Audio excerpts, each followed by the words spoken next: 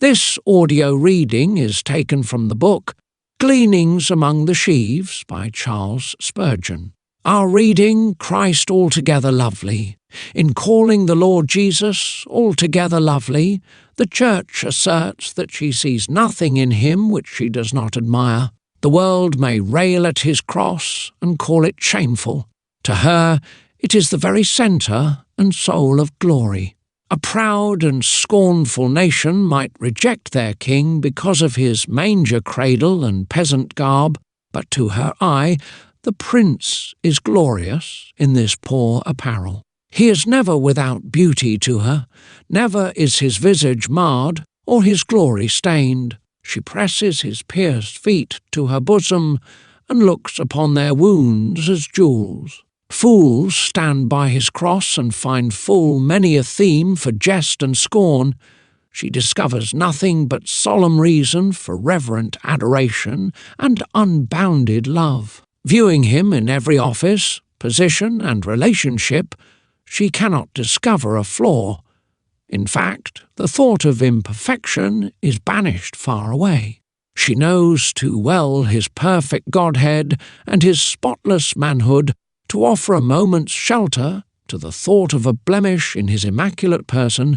She abominates every teaching that debases him. She spurns the most gorgeous drapery that would obscure his beauteous features. Yea, so jealous is she of his honour, that she will hear no spirit which does not witness to his praise. A hint against his undefiled conception or his unsullied purity would stir her soul to holy wrath, and speedy would be her execration, and relentless her execution of the heresy. Nothing has ever aroused the ire of the Church so sully as a word against her head. To all true believers this is high treason and an offence which cannot be treated lightly. Jesus is without a single blot or blemish, altogether lovely. Yet this negative praise, this bold denial of fault, is far from representing the fullness of the loving admiration of the Church. Jesus is positively lovely in her eyes, not barely comely, nor merely fair. His beauties are attracting beauties, and his glories are such as charm the heart. Love looks forth from those eyes of doves, washed with milk and fitly set. It flows from those lips like lilies, dropping sweet-smelling myrrh, and it sparkles on those hands which are full of gold rings set with the beryl.